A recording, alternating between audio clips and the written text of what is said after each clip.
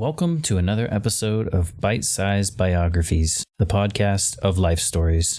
My name is Corey Thorpe. If you enjoy this podcast, consider telling your life story on it by going to bitesizebiographies.com/story now. Or if you're not ready to share your story, share the podcast instead by telling a friend to listen. It would help us a lot. We can just get started. So, Michael, thank you very much for joining me and for talking about yourself, talk about your life. Why don't we start at the beginning? What was your childhood like? Where did you grow up? Wow, big question. So I was born in Hong Kong, and I have a Filipino father. I have a Hong Kong Chinese mother. They were well, they met in a hotel. So she was like a hotel receptionist and he was a bellboy. And they were in a hotel. And thus I was born in 1991. Okay. I didn't get that at first. Yeah. So, it's a very already multicultural life that I had once I was born. Mm-hmm. But Hong Kong itself is also a big melting pot of different people. Like 90-something% of people are Hong Kong Chinese, but you also have a lot of other people that went to my school, an international school. So you definitely had, Indian, Singaporean, Japanese, all kinds, American, Australian students who were my classmates. And yeah, like in the very beginning, it was, I'm very proud of coming from Hong Kong and coming from that kind of background, because I think that, I don't know, like I've always been interested in other people from that time is when it started. And I guess it really formed like the person that I was. Yeah. So was there a large secondary population, or was it that the 90% of people were, as you said, Hong Kong Chinese, and then there was just a bunch of other groups, or was there a dominant second kind of group there? I wouldn't say so. It really was just the other 5 to 10% were really a mix of almost everyone. Of course, from my perspective, I could notice that there were many Filipino communities in Hong Kong, working in all kinds of sectors. And I guess at the international schools that I went to, I was taught a lot by British and mainland Chinese and Japanese and all kinds of teachers growing up in these international schools. I guess like a very crucial part of my childhood, I should say, is that around the time when I was about maybe 1 year old to about 5 years old, basically my mom and my dad went through a divorce, and I was a kid, so I didn't really know what was going on at all. I don't even remember those years. Like, I don't have real memories of them. All I have are maybe like stories from the both of them. I have the documents, so I get to keep those now.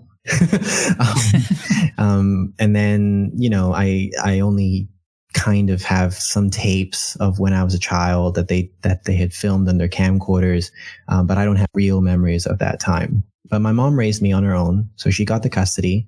And a big part of my life, like, it was shaped during my childhood, and I'm really like grateful for my mom's parenting, because she sort of she paved the way for me to have some sort of success later. And there's a story that I love telling about my mom, which is that she would never buy me what all the other kids had. So, when all the other kids had BB guns and like they were buying Nike shoes, and she was like, I'm not buying you any of that. You're not going to get a PlayStation, Michael. Mm-hmm. But if it comes in the form of a book, I will buy it for you. And then in the end, I finished a PhD many years later at the University of Cambridge. So I think that her strategy worked out. Yeah, it sounds like it did. So you don't recall much of that time at all, not until around 5 or 6, or when do you start remembering things? Well, some of my earliest memories are not. I remember 2 things, and they're both to do with the divorce. So I guess that it was a very impactful event. One of them is definitely like going to see a counselor or like a psychologist that was working for the social services in Hong Kong. And so my mom went there for her own therapy. And then afterwards, I would also get the chance to speak to the therapist. And also I remember very clearly, around the age of like 4 or 5 or 6, they would put me in a room and there was like, a bunch of toys, and especially this like dollhouse. And I definitely remember my mom and the therapist, they were chatting to each other while watching me play. And now, of course, I see that they were just trying to make sure that my conception of family was progressing healthily. And, how was I processing this sort of thing when imaginary characters in front of me? So that was quite interesting, I think, now that I look back. The second set of memories that I really remember was every time that my dad would have me for a weekend. I remember like bawling my eyes out and crying every time, having to say goodbye to that parent when I arrived at my dad's. And then when I left my dad, then of course I would cry and be like, why do I have to do this? That sounds so hard. I can relate. My parents also got divorced when I was young, so lots of tears going back and forth. So I'm very curious, what was life like, growing up in Hong Kong? I don't really know much about the city at all. So as someone who was born and raised in America, it's kind of fascinating to me to conceptualize childhood in another place. Growing up in Hong Kong was really nice. And whenever I tell people what it was like, I usually start by saying that it really is a lot more than maybe what people might know. So I think that a lot of people know that there are many tall buildings and skyscrapers all over the place. People imagine lots of people and very crowded, polluted city sort of landscape. But the truth of it is that there's a lot of nature in Hong Kong as well. A lot of countryside, a lot of islands and beaches and hiking trails.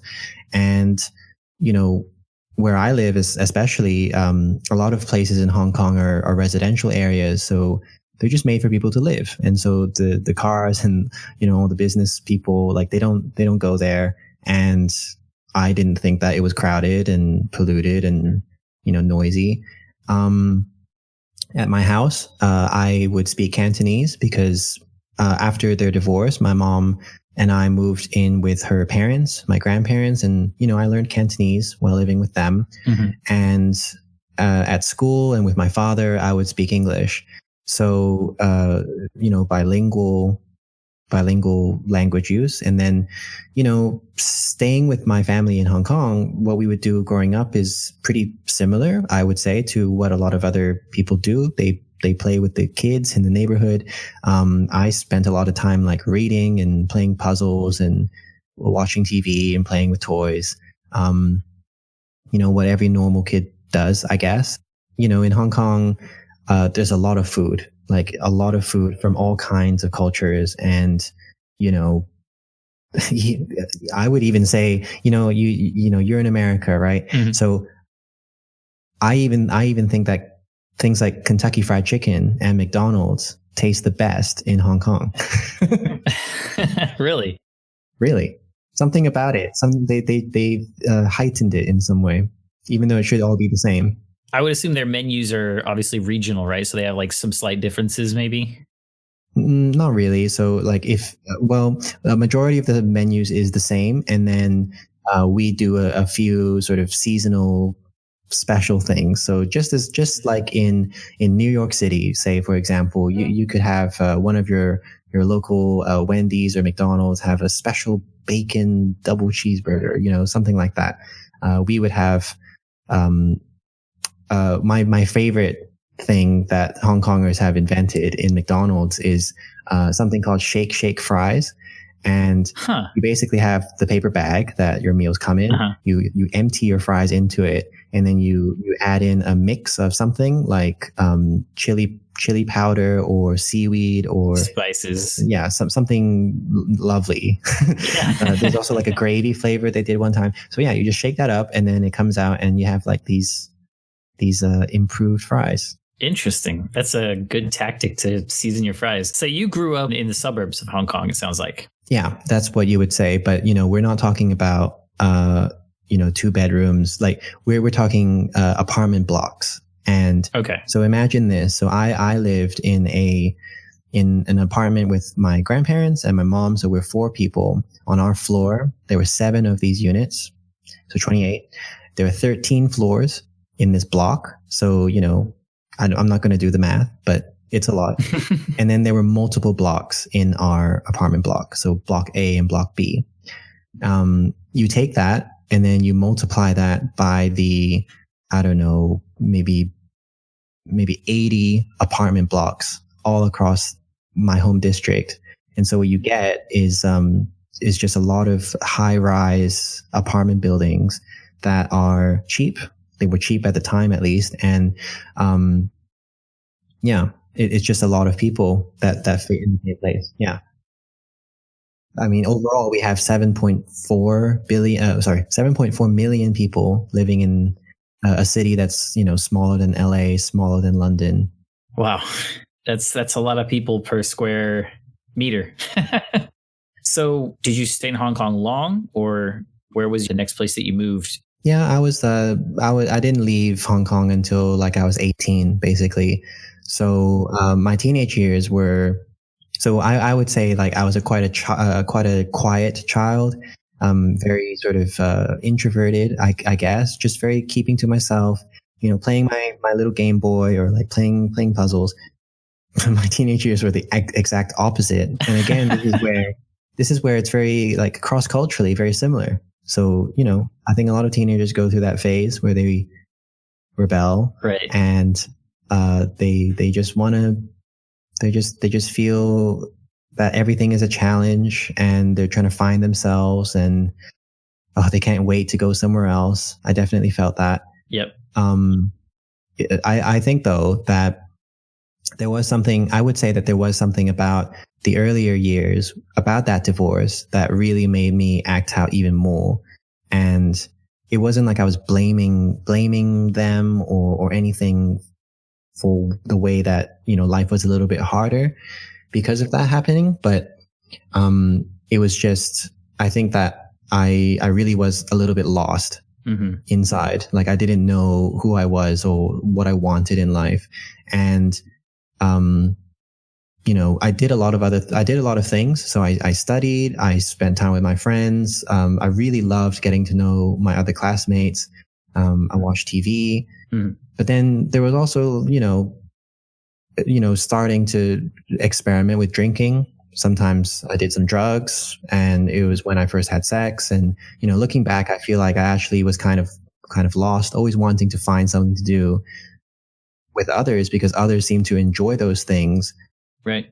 But, looking back, we probably all didn't know what exactly we wanted to do. It was just we were all trying stuff, and not all of it was healthy. Yeah, that's very true. Do you remember when you went from a child who maybe wasn't rebelling to a teenager who was? Was it gradual, or was there a thing where you were like, I'm going to do this now because I can? So I'm really not proud of this time in my life. So around, 13 to 19, I'm really not proud of this time. Mm-hmm. And one of the major events that happened was basically I always felt I couldn't ask my mother for more pocket money. So if I wanted to buy a shirt, or if I wanted to go have dinner or go to the movies with my friends, I didn't like asking for money from her. Right. But of course, I'm a teenager. I couldn't ask politely. I couldn't tell her how I felt in a nice way. I always had to shout at her, and, I was really being unfair. And what happened at school though, my way of like getting around it is, and I haven't told almost anyone in my life that this has happened. Okay. My life currently, it's a big secret, and people don't expect, a doctorate holder from Cambridge to have had this in their past. Yeah. But I got expelled from school a long, long time ago. And I was basically going into the changing rooms of, like the PE classes. And when other people were doing their physical ed classes, I would go into the locker rooms and try and find any spare cash in other people's wallets, and then I would take them. Mm-hmm. And this was, looking back, it was a huge mistake. And I could have been, there could have been like a criminal record put on my name from that point on. Right. And the school basically said, you can't stay here. So I had to move to another school, which was also hard for my mom to do. Mm-hmm.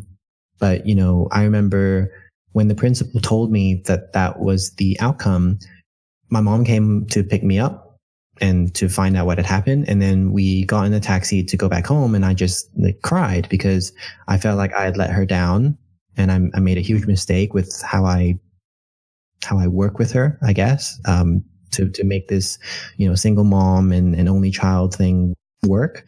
And it wasn't like my dad was much in the picture either. I had lost my school. I loved learning. Obviously, I loved books and puzzles. I loved learning. And I lost that, and I lost all my friends that I knew. And I thought that honestly, like that life was done. Like that everything I loved was over, Yeah, I can't imagine. I mean, looking back on it, as you were telling the story, it was almost like you caught a break. But in the moment, as a kid, you were like, I'm losing everything. Did it change the way that you approached your other relationships or your relationship with your mom, or what happened when you went to the school? So I would say that I went to the other school, and I guess it was calmer. Mm-hmm. It was a lot calmer than that very turbulent time.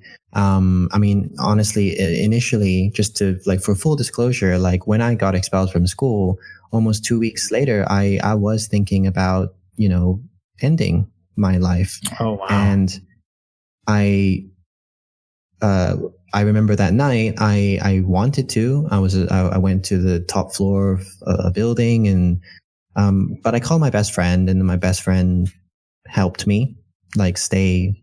And afterwards, I don't think that it was easy for me to find purpose again, or I was still lost, because when you're a teenager, you really are. It was still the ages between 15 and 18 that I had to figure out, when I'm 18, what am I going to do? So it was quite difficult, I would say. But it was also the time where I guess I began to find what I wanted to do. So that was but I just wanted to acknowledge that it was difficult though to find my purpose. But since I found it when I was about 14 or 15, mm-hmm. it's never wavered what I wanted to do. It's fantastic that you had someone that you could call and carry you through that difficult thing that was going on, a difficult time. How did you find what you wanted to do? I mean, everyone at that age is trying to bounce around and figure it out. How did you figure it out? I watched a TV show, basically. And if you've ever heard of a show called Bones, it's a great TV show about this really badass anthropologist, and she would look at human remains, look at the bones and teeth of people who have gone, and tell their stories that they can't tell anymore by using scientific methods. And I remember when, you're 16, 17, considering college, and you're going through all the university catalogs, right? And, you start at A, and you flip through the big book, and you're like, oh, accounting? Nah. And then the next one is anthropology and archaeology. And I was like, that's that thing in that TV show. Let me look it up. Oh, it's a real job that people get paid to do. And it has really important uses. So you can be an archaeologist, and you can find out about ancient civilizations and find out more about our history. You can be a forensic anthropologist and work for the UN, return people to their families.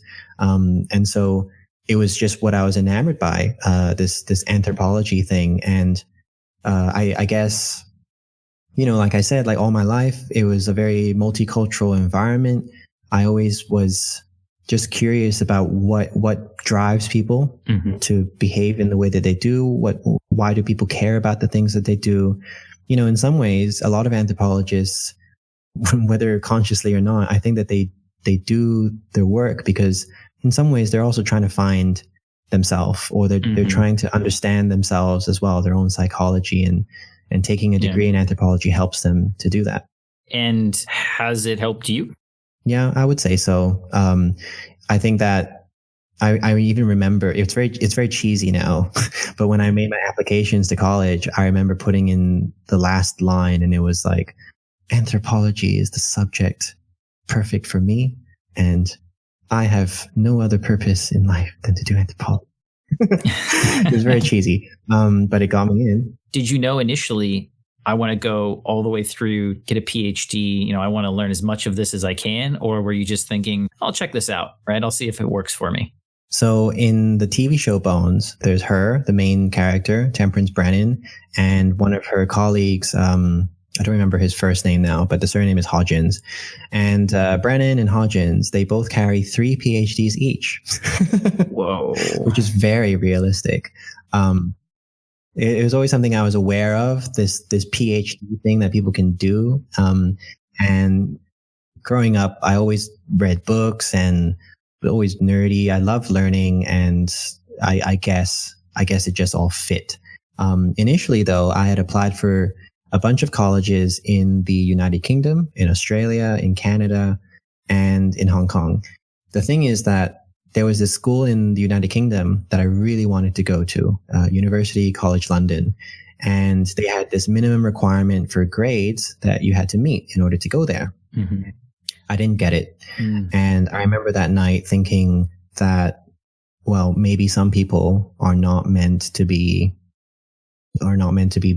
brilliant, like those characters in the TV show. Some people are meant to be average. And I went to a smaller university, like the University of Kent, which is in southeast England, in a city called Canterbury. And I really did feel, for most of my bachelor's degree, that I was not, if I wanted to be brilliant, it's not going to happen because I'm inadequate. I didn't make the grades to go to that prestigious school. And then, towards the end, so all throughout my bachelor's, I just wanted to enjoy myself. So I'm going to enjoy my course and just try to have a good time. And towards the end of that course, I remember looking at my grades and being like, wait a minute. So my grades in bachelor's are actually pretty good. They're verging on like a first class degree. If I just tried, maybe I might be able to get good grades, and then I could maybe apply for a master's back at that university in London and see how that goes. And in the end, I tried, and then I got it. That's fantastic. I got 2 offers for a master's. One was from that one in London, and one was from Cambridge. And I never expected that I would go to Cambridge, the world-renowned Cambridge. And there was no competition. Of course, I was going to go to Cambridge. And so was the program that you got accepted into for both the master's and the PhD, or did you apply to the PhD after? In my PhD, so after my master's was about to be finished, again, I got offers from the one in London and in Cambridge, and I didn't go to the one in London again. So 3 times I had an offer and never went. So yeah, all my PhD was in Cambridge. I remember though, so before we move on to that though, I think that it's important to say that during my bachelor's degree, after the first year of my bachelor's degree, I went back home for the summer. I always do, maybe once or twice a year, to Hong Kong. And a very pivotal moment around that early 20s time was when basically my grandfather, he passed away. I've actually talked about this on another podcast, and I've even blogged about it, but very briefly, he was a retired firefighter. He was always very stoic around me, like not really many words, but whenever there was something very important to say, he would always say it. Mm-hmm. So, growing up, a big part of my life was that my grandparents took care of me too, because my mom was busy trying to work and earn money. So my grandparents would take care of me. And, when I think back on it, it was so crucial that I got their support, because like my grandma basically taught me, all the things about morals and ethics in life. And whenever I was ill, she would always make me like, her medicines or her soups and stuff that always made me feel better. Yeah. And the granddad, I remember one time when I was about 10, so I was quiet most of the time, but sometimes I was a little bit of a brat. I lost my temper one time. I stormed out of the apartment And it was my granddad who followed me, and he said something like, "Oh, Michael, you're a big boy. Don't do that to your family. All of us really love you. You know, you have to be a good boy, like for all of us." And, we didn't have really many moments like that. But I remember on the day that I left Hong Kong when I was 18 to go to the University of Kent for the first time and leave them, they were really, it was a very, very special day. And it's a very vivid memory of mine. I was in the hallway and my mom had booked a cab and it was waiting downstairs. And I said, I was saying goodbye to them. I went in for a hug with my grandma, and she was like smiling and proud. And then, of course, when we're moving away from each other, she's like, "Did you bring your passport? Did you pack a sweater? Because the plane can get cold," and all of this. And I said, but I could also see like in her eyes, she was crying. When she was crying in that split second, I remember like, oh no, if I get sick in the UK, she's not going to be there to make me this soup that made me feel better. But yeah, I didn't have much time to process it. Then it was time to say goodbye to Granddad. And he was already crying. Mm-hmm. And I'd never seen that kind of thing. Right. And then we finished hugging, and then he put both his hands on my shoulder. And then he said the same thing that he did when I was a 10-year-old brat. And he said, "You're a big boy now. Make us proud, work hard. You are representing our family, be a good boy." That's so nice. Did you think at the time about the fact that you were kind of going away and that your grandparents are going to be back there? And I don't know how old they were, but for example, when I left home and I was leaving my grandparents behind, I thought, wow, they're kind of old and I don't know what's going to happen while I'm gone. They were really healthy people, so I never thought about that aspect. Mm-hmm. I remember on the cab ride to the airport that day when I left, it really was, it was then that it was sort of like catching up to me. And I was thinking, they were there when I was born. They are literally sending me off to college. And I had no idea if I would ever go back. And in fact, I haven't gone back to live. I haven't gone back to work ever since then, 10 years ago. And, I didn't know what the future holds in terms of health, in terms of whether, what my relationship would be with them. Yeah. And then it was really, it was really crappy because around the end of that first year, over those 6 months, he really got ill very quickly. And then when I got back, around that August in the summer, he passed away on the 10th of August in 2010. It was, a big loss, and that funeral day was a big day. But, at least, I got back early in the summer. I got back in June. So I had 2 months with him. Again, these are things that, we can go back to this. Actually, there's a point I want to make about this, sharing stories and stuff. But one particular story that I hardly tell other people is that there were many moments when I was the only one by his bedside. Mm-hmm. So all of us, we have a big family. All of us took turns mm-hmm. to stay with him in the clinic. And there was one time in the middle of the night where he woke up and then he asked me to come by his bed. And he said that when I'm gone, so in our family, it's all girls, right? So it's my grandparents. Mm-hmm. And it's really funny because he always wanted a son.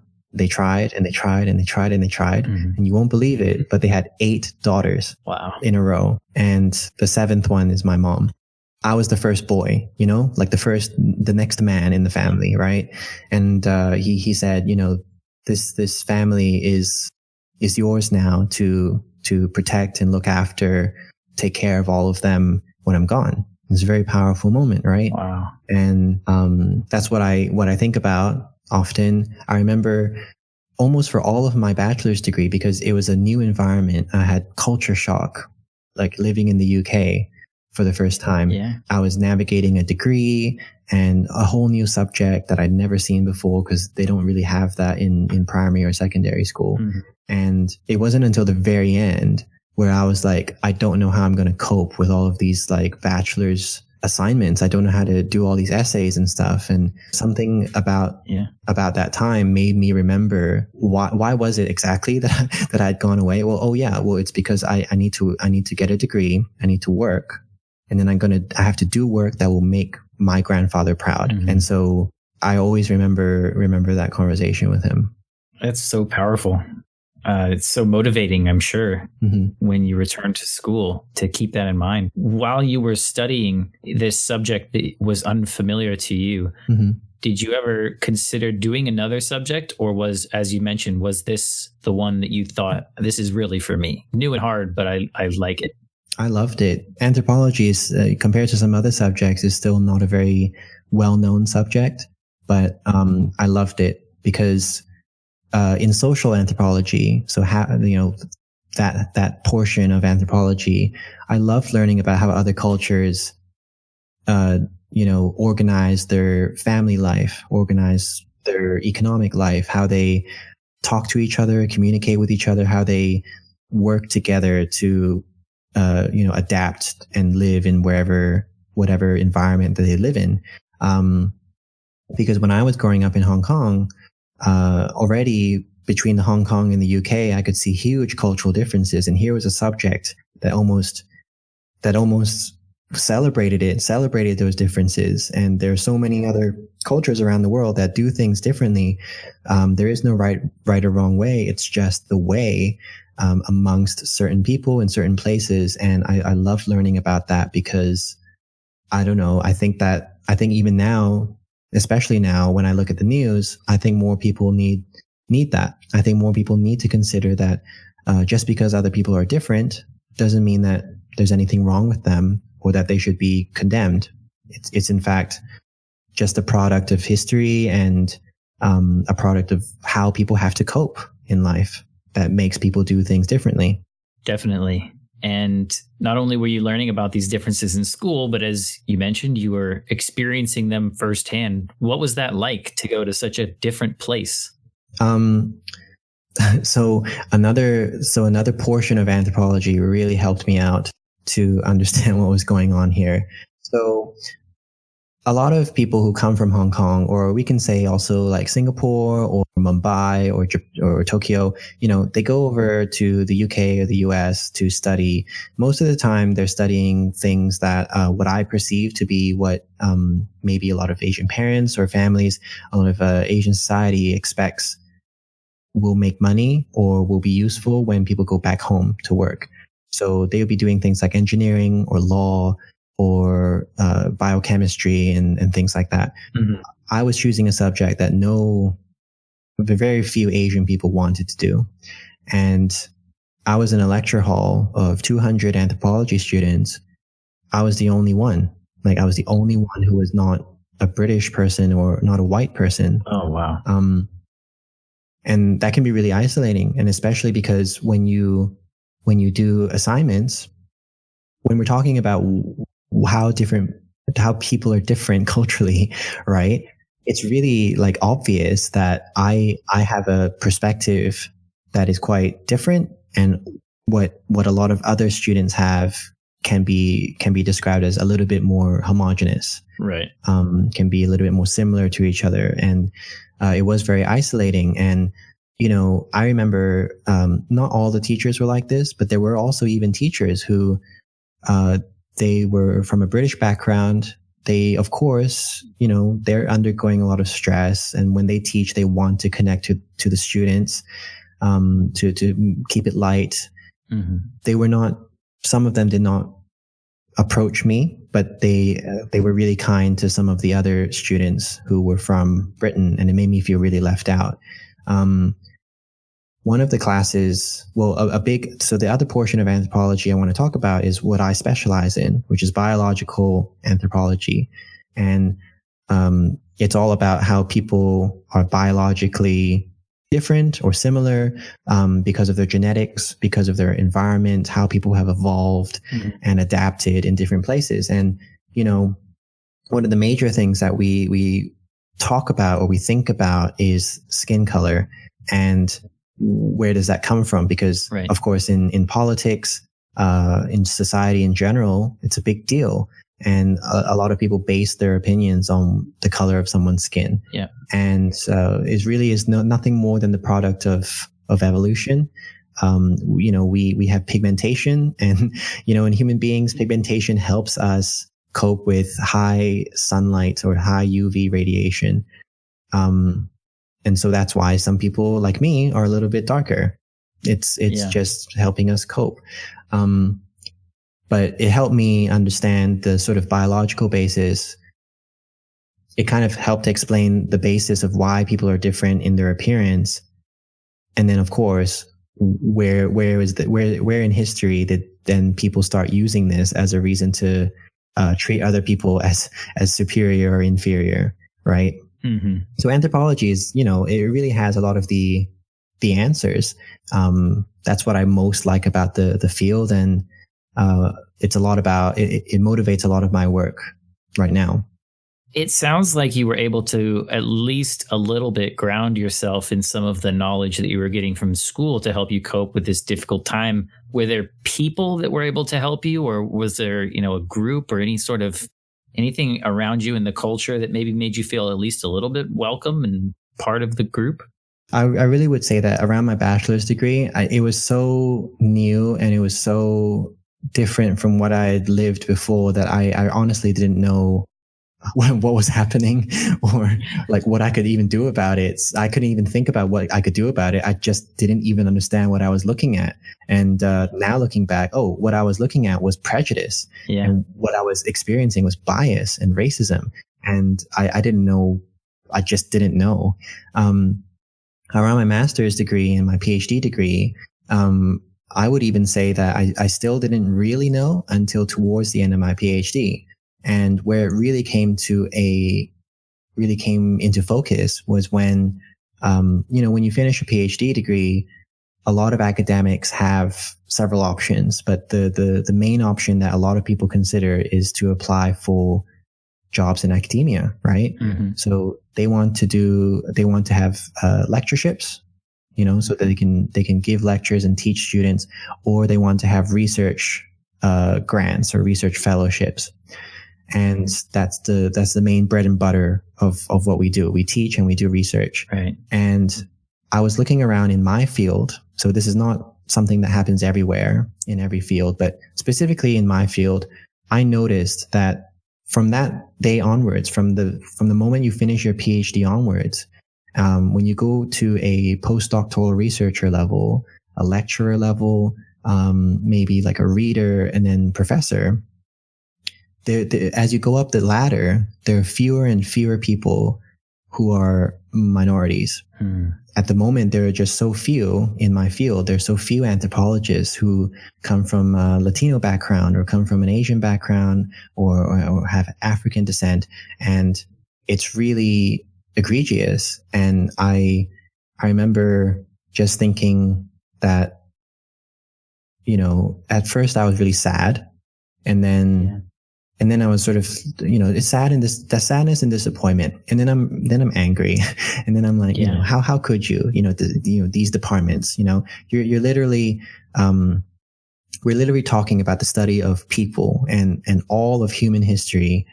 How can you not hire more diversely so that people can teach and do research on all of humanity? Why is it that a certain group of people only do that? Yeah, that's very disheartening, but hopefully it's changing. Have you seen any evidence at all? I mean, obviously beside yourself, but has there been any trend toward more diversity in the field? So you asked me earlier, so the previous question was, did I have friends or was there anyone else to help me? Yep.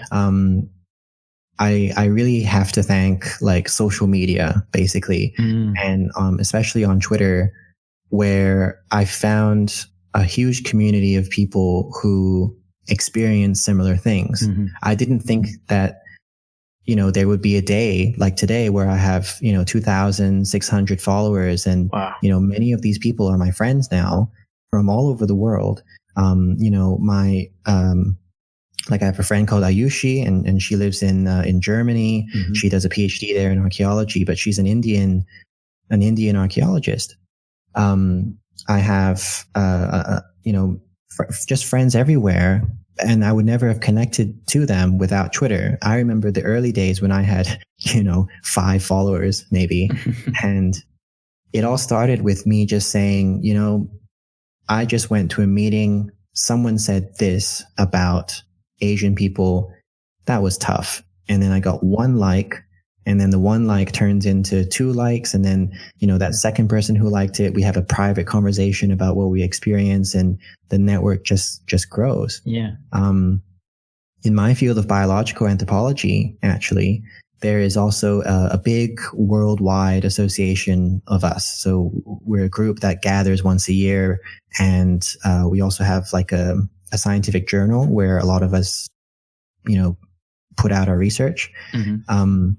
At the American Association of Biological Anthropology, I look forward to going to it every March or April because recently, in the last 4 years-ish, there have been a set of professors and lecturers, people who already have the job and the job security to make changes. They've really tried to put in more money and more time dedicated to recruiting more diversely.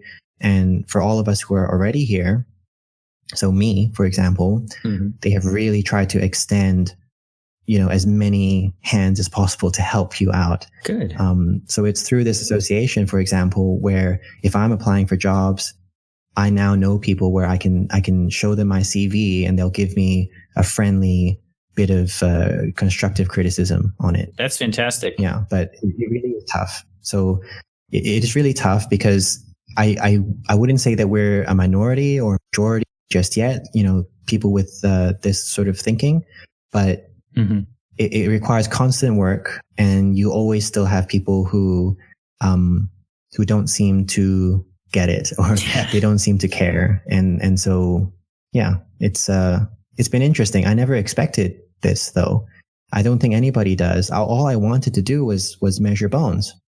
And I just never expected to have to deal with this, but, I'm okay. I'm okay to do it. I'm okay to try and advocate for it and work with others, especially if I have others to work with me, because all I want one day is for, if a black girl wants to do this one day, or if an Asian boy just like me wants to do this one day, hey, I want to make it easier for them. And that's why I do it. That's a great reason. I mean, that's just a fantastic message. You mentioned that you hadn't really experienced this, so you didn't really know what it was, and it took you a number of years to kind of figure that out. So is it that you didn't really experience that sort of stuff when you were growing up? It wasn't ever anything that you had to kind of go through back in Hong Kong? It wasn't until you got to this other country and this other place where everyone around you wasn't like you that you experienced it? Yeah, I would say that's like an accurate way of describing it. Because even so, so my boyfriend, he's Italian, so he's a white Italian. Mm-hmm. He's just applied for a job in Hong Kong. Now, obviously, if he gets it, then he would be in a very small minority in Hong Kong. Mm-hmm. But I think that there's a difference there in that basically, like as a product of history, a lot of people from Europe or the UK or white American, they come over to Hong Kong. They're not prejudiced against, and in fact, they're actually quite respected. Mm-hmm.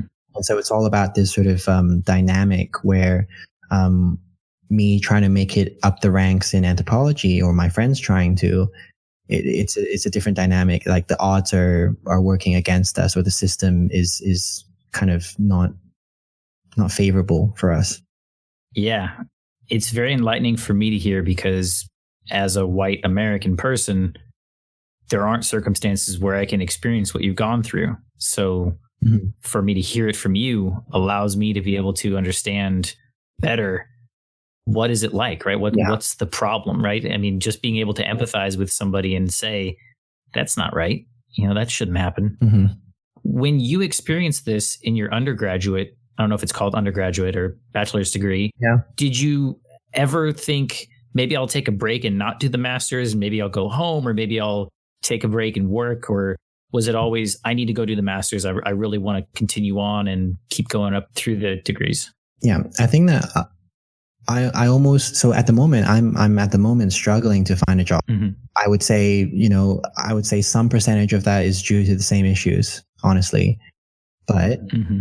for me, it's almost not even a choice. I don't even see it as a choice. It's so important to me that I don't know. I can't live if I'm not doing archaeology and anthropology. So sometimes on my own podcast, I ask my guests, tell me about your accomplishments or tell me about your failures, right? Mm-hmm. So I have a lot of personal failures, a lot of personal accomplishments. But there is sometimes I think that when something feels like a failure, I really think that, failures are not always about you making a failure. And sometimes they're the conditions that set you up for failure. Yeah. They were set up by other people, or they're set up by history. And so, would I take a break? I don't see any reason why I should, because I don't think that I did anything wrong. I worked really hard. I got the bachelor's degree that, it wasn't at the college I originally wanted to do, but I worked very hard, and I constantly have worked hard since then. So for the past 10 years, yeah, I always contributed in whatever way that I could. Yeah. So at my university at Cambridge, I did a lot of teaching. I taught all the students. I did a lot of public talks. I worked at the museum. I volunteered for high schools. I gave talks I brought all these bones to talk to kids about the skeleton, or to talk to them about history. Mm-hmm. And I always tried to pay it forward. So I always tried to support others when other people were having a difficult time. I would help them read a paper they were writing, or if someone on Twitter had said they had a bad experience because a professor used a sexist term against them, I always tried to help them. There's a lot of labs and a lot of departments that do things differently, but I just didn't. I thought that there was a set column of things that was the right thing to do. I always tried to do those things. So if I kept trying to do those things and I still struggle, I don't see why I have to leave the field, even temporarily. Like I don't know. It's not really even in the cards for me. Sure. Yeah. Well, I mean, just from a motivational standpoint, though, it sounds like you were always driven. You didn't get to the end of the bachelor's or even close to the end and say, I'll take a break from school because it's hard. You were thinking, I love this. I need I need to keep going, and I need to learn more and proceed through the master's and the PhD. Mm-hmm. Yeah. And I would also say like that, if we're saying personal failures though, like then one that I would say is sort of maybe not knowing when to say no sometimes. And like I only since I finished the PhD have I really tried to learn better balance in my life. In the end, I'm very proud of everything I did, but it did take, I think that it really did take a toll on me. And I do think though that sometimes people need to take a step back and also actually ask for help. Yeah. I didn't realize there were so many people who were like-minded until the later years. And, like I said, I found people in my association that, really cared, and I didn't have to fight all this stuff by myself. I wish I knew that earlier. So where do you think things got out of balance? Was it immediately when you started your bachelor's, or was it after you began progressing and you said you got involved with a lot of other groups and, organizations and museums? Was that when things got out of balance? I would say like it was maybe in the depths of my PhD. Mm-hmm. I did a lot of stuff because I felt that it was the right thing to do, like take on all this teaching and stuff, but they don't give you a PhD for doing all of that. They give you a PhD to complete some research. And I had left it until, in the UK, you get 3 years. Maybe you can do 4 years if you really want. And I left it to the end of like my 3rd year.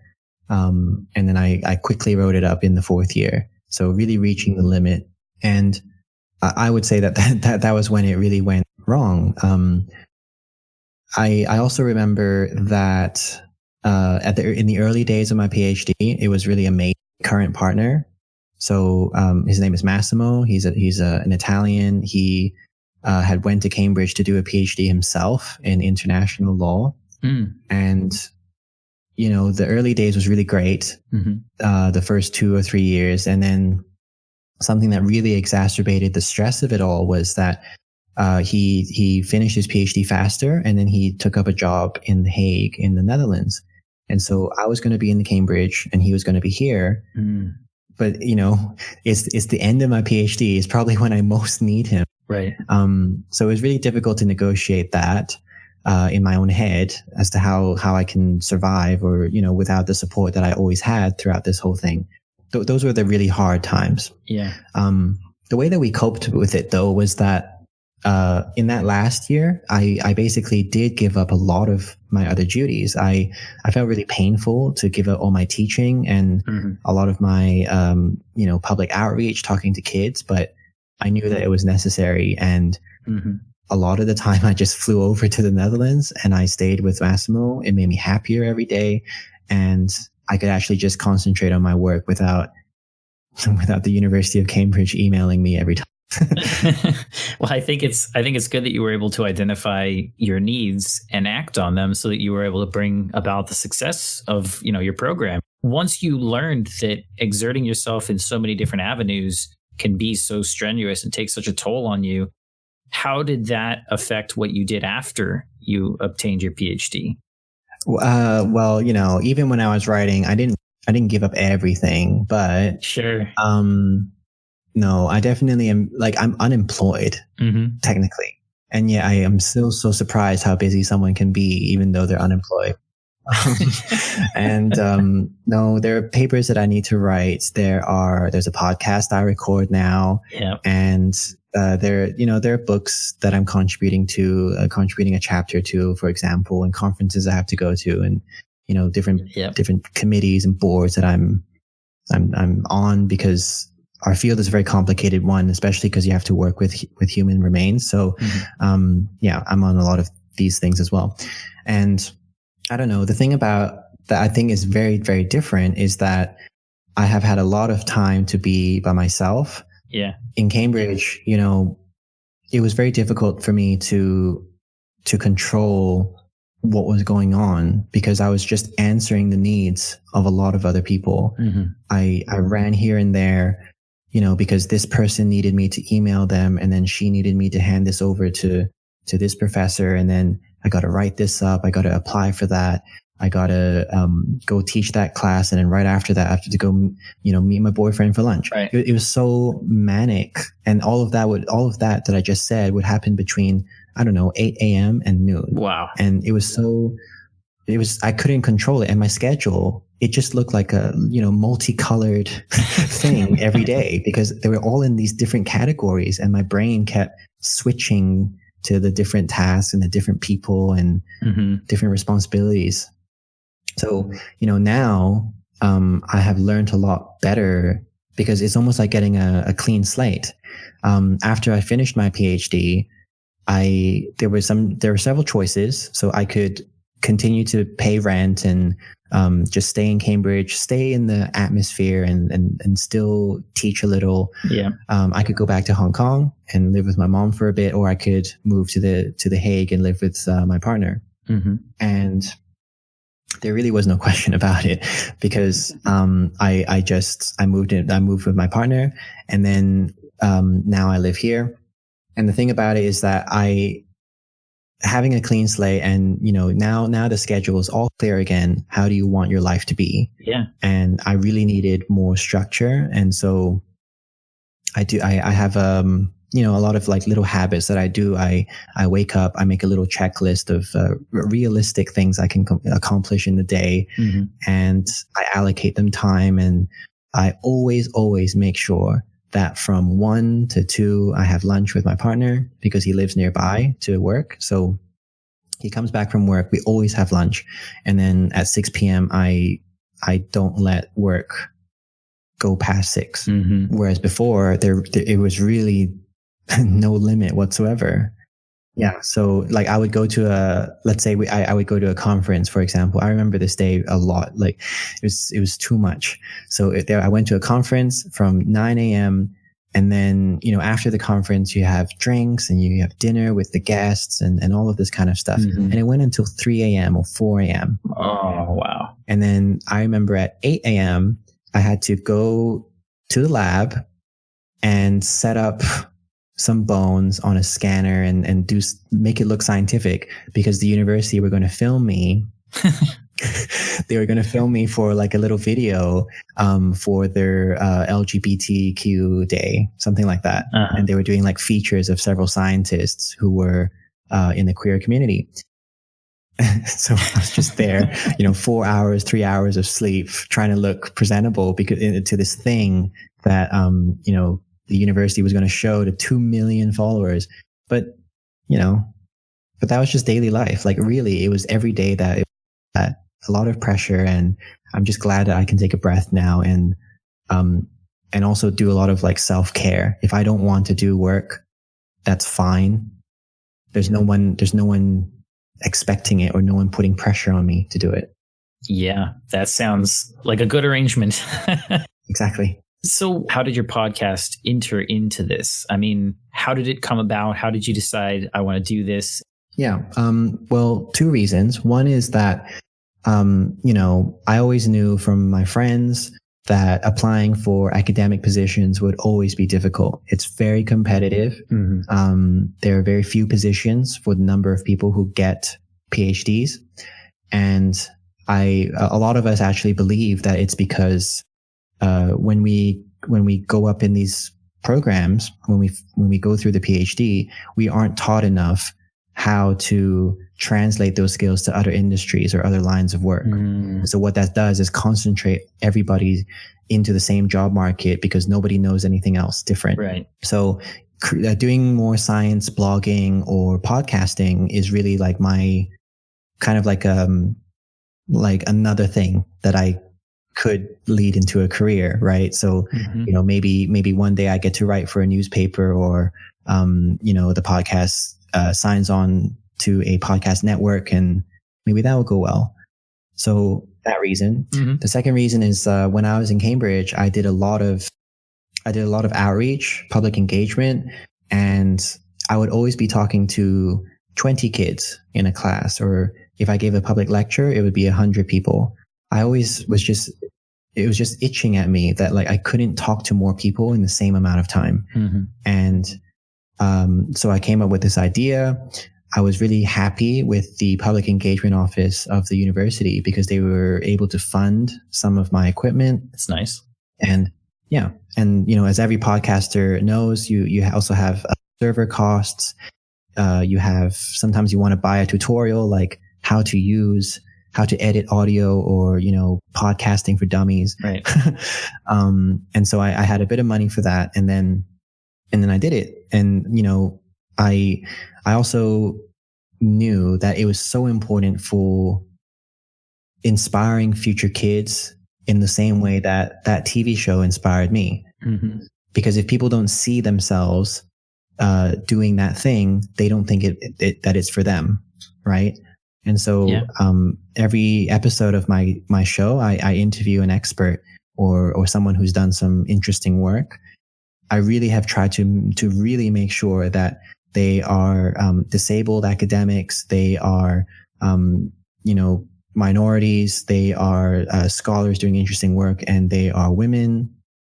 I just really want to make sure that this field should be for everybody. Here's all the interesting people who are different and diverse, mm-hmm. and they're going to talk about what they do. Hopefully everyone listening sees that they belong in this discipline too, if they want. And, everyone can be interested in what we do if they want to be. Can I steal your question? I'm interested. Now, I would phrase it specifically around your podcast, but you can apply it to anything you want to talk about. I'd like to steal your question about successes and failures. And as someone who has a podcast as well, I'm curious, what do you consider your greatest success with your podcast? And what do you consider your failure that's ripe for learning from? The success for me is that I'm so proud of like every guest that I've ever had on the show. As we're recording this, I've released 57 or 56 episodes. And wow, some of them, they are some of the ones that most move me or most inspire me are ones by undergraduate students. So a lot of undergraduate students, they do a final year project, or they take part in a field school or something, right? An internship of some sort. I've been really inspired by them because science, unlike, so I think things like the Nobel Prize, for example, which are being given out this week, a lot of people look at that and they believe that science is about geniuses that work alone. Your Albert Einsteins, your Marie Curies, they're all alone accomplishing these things. That's absolutely not how it works. Science, and broadly speaking, like academia and knowledge production, is built on the backs of many people, from professor to undergraduate level to the administration, the staff who work for the administration. Like, it's made of everybody's contribution. Your librarians, your SciComm officer. And so I've just been really glad to have these undergraduates, because they're 19, they're 18, and they can talk about science sometimes even better than a professor can. Because they really love the subject. They're not jaded and worn down by all the responsibilities, and they really care. They really want to get it right. I think a lot of people, young people these days who pay that tuition fee, they really want to get it right because they don't want their money to go to waste. Right. So when it comes to the science, they're able to talk about it really well. One favorite podcast guest that I have is not an undergraduate, but he had finished a master's degree. He was recording from Rio de Janeiro. And we talked about his working in heritage management and cultural history and artifacts. There came a point when, and also skeletons, because that's my favorite topic. But the thing that really moved me was that he was recording it about 9 months after the National Museum of Brazil burned down. And there was a massive fire there because of an accident. He was telling me like about how he and all his friends had grown up at the museum. They had spent all their life there. All their mentors, all their friends were working there. And honestly, when a museum burns down, when a big thing happens around the world, quite oftentimes people will read, the New York Times, The Guardian, BBC News. They'll go on CNN, MSNBC. Like they're not reading the stories. They're not getting the voice of the people everywhere else. Right. And when we're talking about, archaeology or anthropology all around the world, it's so important to get those voices from those people themselves. Yeah. And that one is an episode that I'm very, very proud of producing. I would say though that like where I feel failure with my podcast is I always wish I had more time to edit the show. I have all these brilliant guests. I always feel like because I have a lot of other stuff I have to do, sometimes I'm not spending enough time to edit them to do those guests justice. There's always something with the audio you can tweak. You can always have another test listen and then another test listen just to check for anything.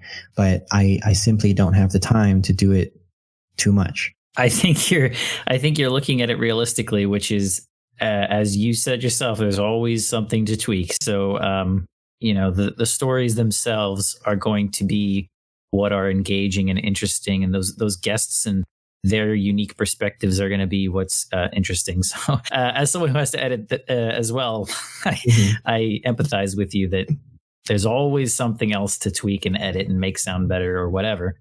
I would like to give you an opportunity. Now, we've talked a lot about, obviously, you're very passionate about anthropology and you're very passionate about the interactions that you have with your guests on your podcast. But I just want to kind of give you the floor and say, if you want to just talk for a moment about something that you're passionate about, it could be those topics. You mentioned that you're very passionate about skeletons. I'm interested in what is it about skeletons that's so intriguing to you? Obviously, you're an anthropologist, so you like skeletons. Well, like I just find it so cool that so my specific research is that I did for my PhD is how people live by the beach or on the coast and how they adapt to that environment. Wow. And it's very rare to find these bones because obviously, you know, after thousands of years, bones will submerge in the ocean at some point. Right. But where you do find them, because sometimes just the soil conditions or something about the environment preserves them, it's really interesting because these people must have had unique ways of living. And so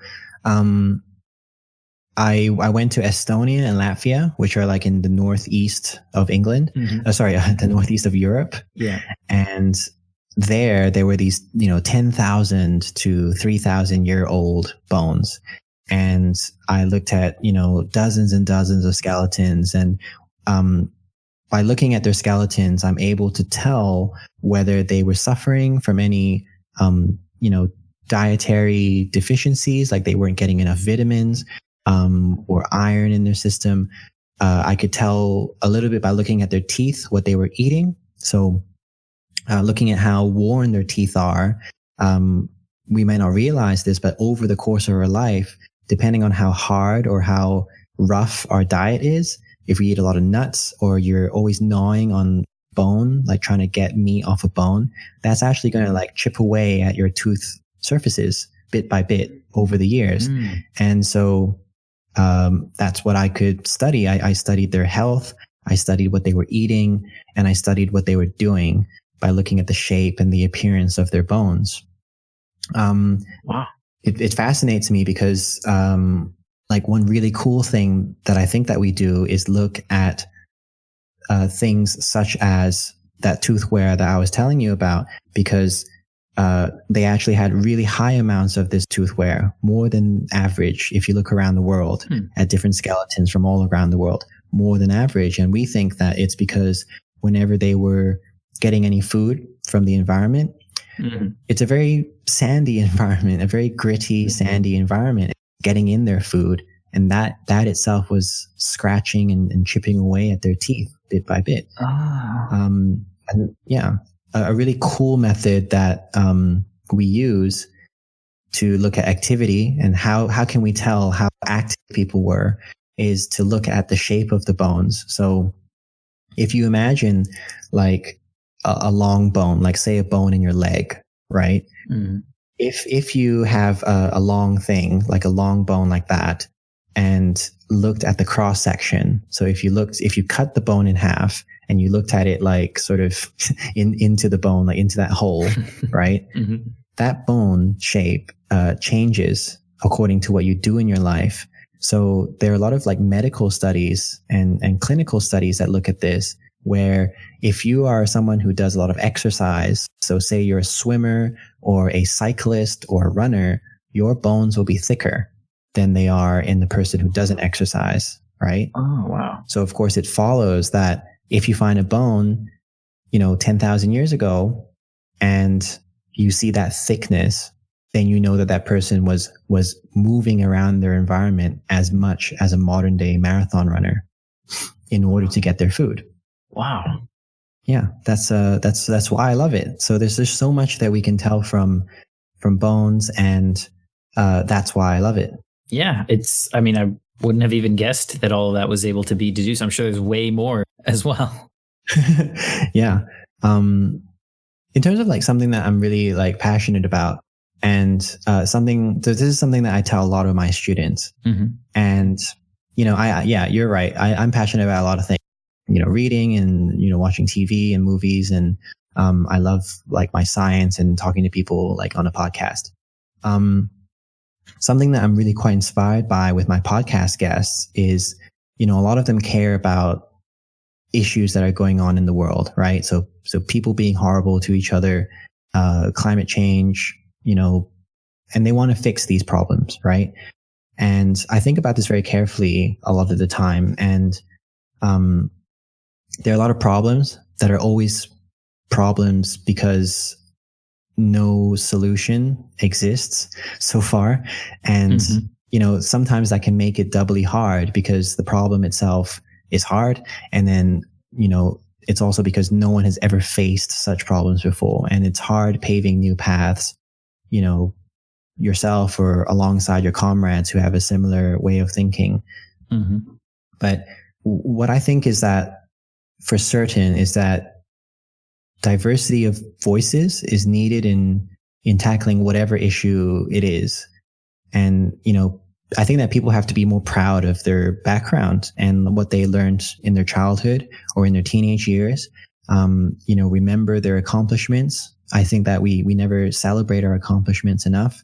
And we also have to remember our mistakes that form the people that we are today. And so I always tell my students, if you have bad teachers or supervisors, you will get taught to be following instructions without your own opinion. You'll just sort of fall in line, be a sheep.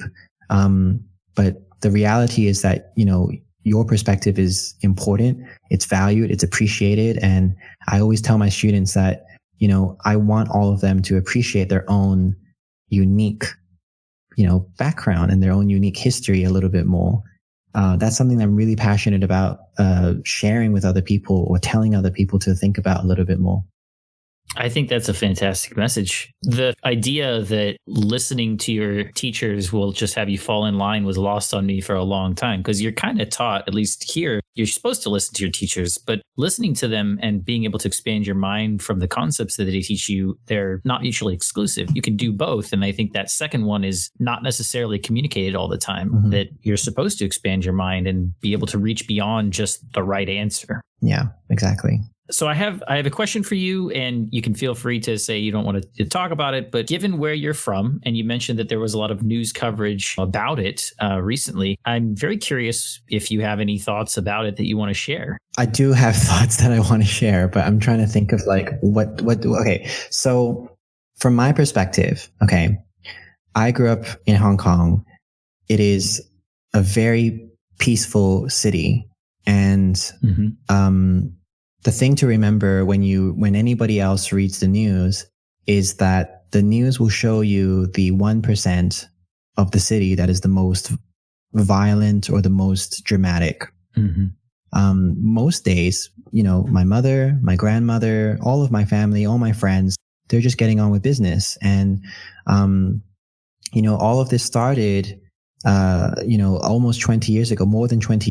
The British handed Hong Kong back to China. And the promise was that for the next 50 years after that, Hong Kong would have its own democratic system of electing their leader.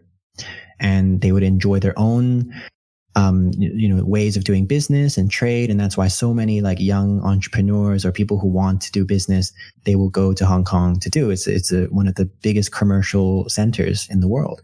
And it still is. The problem was that, a lot of the time, I think a big problem actually is that in the news coverage, people have almost forgotten why people are protesting or why people, what is people's problem. And the reason is that China wants to take away these rights of the Hong Kong people. So for example, Hong Kong can't elect its own leader really because China has said, the Communist Party in China has said, you can hire whoever you want as long as we approve them. So that's a very, very, very basic example, right?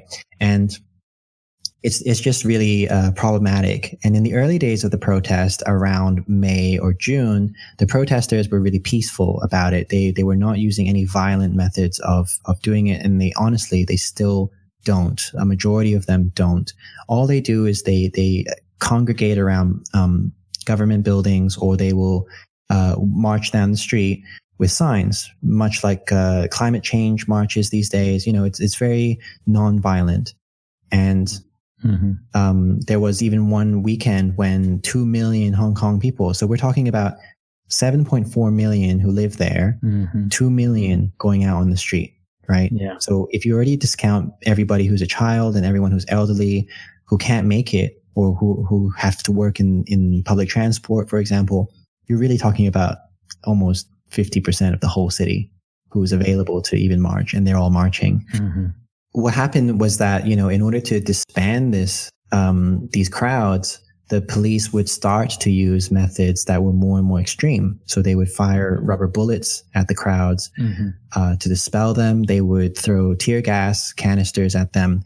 And, the Hong Kong people are very, they don't see why the police are doing this. And so now their demands are not just for democracy, but they want an independent investigation of their police. Mm-hmm. So it's just a very complicated thing that has gotten more and more complicated and more extreme in some ways, until now in October. And I mean this extreme, like not just violence. So, police have become more violent, but also the protesters have come up with really creative ways of showing what they want to say non-violently. So a lot of them, they congregate in shopping malls. And then before you know it, the whole shopping mall is singing, very pro-democracy songs. They're just singing. Mm-hmm. And that's a very peaceful thing. It's a very non-violent thing to do. A lot of them, there are these things called Lennon walls. So John Lennon, he sang Imagine. He said, imagine a world with no war. And, with justice and with peace for all. And, we name these the Lennon walls because, they're basically, on any public, in any public place on the walls of like subway stations and, bridges and stuff. We just tape like sticky notes, or Post-its everywhere with messages of our support or what we want for Hong Kong's future. Mm-hmm. Very peaceful. Nothing violent about it. When the police started to get really extreme and very violent on the streets, then a lot of the streets became unsafe. And the thing about it is that, Hong Kong is actually really peaceful for a majority of the time. And the protesters will communicate via social media and say, we will be demonstrating here. If the police and the protesters come to blows, we will be over here. But the rest of the city, we will not touch. Mm-hmm. And that's how my family, for example, get on with their life, because they just keep up to date with these messages, and then they stay away from those zones.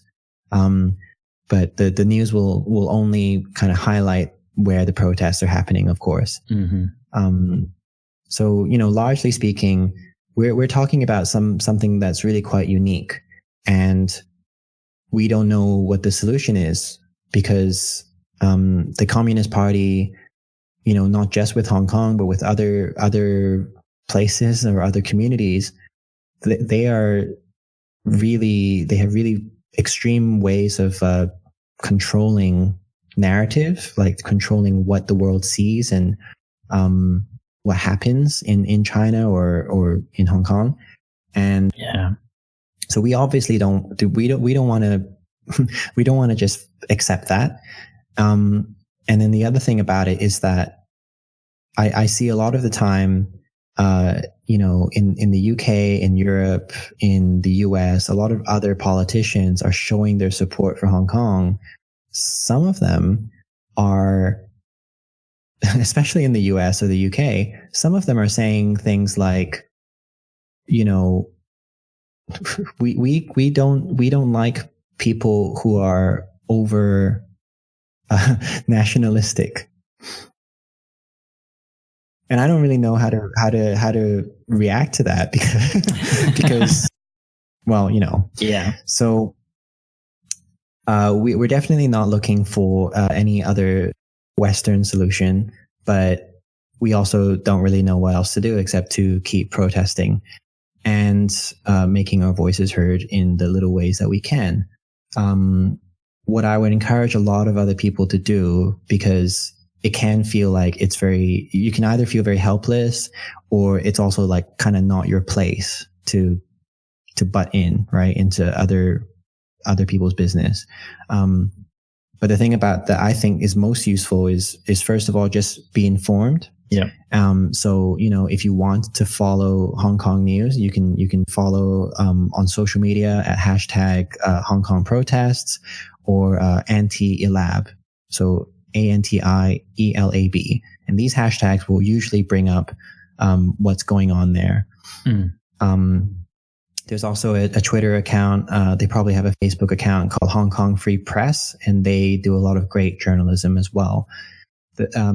So stay informed. And the second thing I would say is that I think that it would be really helpful if people around the world, because they're not Hong Konger, they are citizens of another place though, and they can go to their local government, and hopefully their local government goes to national government, and then national government will go into go represent in the UN through ambassadors this message of we want to support Hong Kong, or we want to show that we care about this.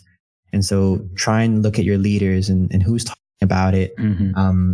Just think about going that way instead, because that's what your right is, and that's what your place is. I think that makes a lot of sense. I appreciate you offering your perspective, because you obviously have a very unique one being from there. Yeah. So I'm curious if you have anything else you would like to talk about your story or your thoughts, or just anything at all in general. Not really. I just thank you for giving me the chance to tell my story. I think that there are really like a lot of out there. Like there's so many people out there, all with a unique history. So I really love the concept of podcast, and in some ways that's what I try to get at with mine as well. Like I really want to understand not just what people work on, but was it challenging for them, and like what inspired them when they were younger, and what do they hope for in the future? What do they care about? Like I just think it's really good. Yeah, you actually touched on something there that I would love to ask you. What do you hope for the future? Where do you see yourself in the next year, 5, 10, any amount of time? So I guess there's like some things I can't say yet, but generally, in the sense that like I know that I'll still be doing scientific research. I know that I will still be podcasting and doing a lot of science communication. I know that I'll still be advocating in some way. I've been thinking a lot about how I do that. On Twitter, for all my time of being a PhD student, it's kind of been very, I wouldn't say negative. It's just sort of sharing my experience, right? And, just telling people, I've been through this, telling other people, I know what you're going through, you're going through something similar. So let me vent about it. Let me show you that it's okay to vent about it, because sometimes we all need to do that. But I would like to, in the coming year, concentrate more on also producing a little bit more, let's say like quote unquote positive content or good content. So if someone uses a racial slur against me, for example, in January, the way that I'm going to tackle it is not by ranting about it online, but what I'm going to do is explain the history of the slur and where it comes from, and honestly, just why is it still a problem, or why can it still create a problem for people living today, right? So that's the way that I hope to transform my future communication and my future social media use. It sounds very interesting. I personally would find it interesting to understand where those things come from, and like you said, why it's still a problem today. Yeah. Michael, the floor is yours. I would love it if you'd tell people, where can they follow you on Twitter? What's the name of your podcast? Where can they find it? Where else can they see the things that you're doing in the field of anthropology? Cool. Well, thank you. I think that, so the best way to follow me will be on Twitter. I'm at Rivera Michael. And then on Instagram, you can also find me at Dr. Michael Rivera. And then my podcast is on all the social media platforms at Arch and Anth Pod. So that's ARCHAND ANTHPOD. So you'll find that on Reddit, on Instagram, Facebook, and Twitter. Of course, the podcast itself, you can find the episodes and subscribe on iTunes, Spotify, Stitcher, and anywhere else you find podcasts. And all of that information you can find at archandanth.com. Awesome. Michael, thank you for joining me, and thank you for telling your story, for offering your opinion, for inspiring people. And, really just, I appreciate your time and thank you. Thank you, Corey. That's it for this week's episode. If you enjoy this show, please consider suggesting it to a friend and rate us highly wherever you listen to podcasts. If you didn't enjoy the show, let us know how we can improve it at bitesizebiographies.com/feedback. Thank you for listening.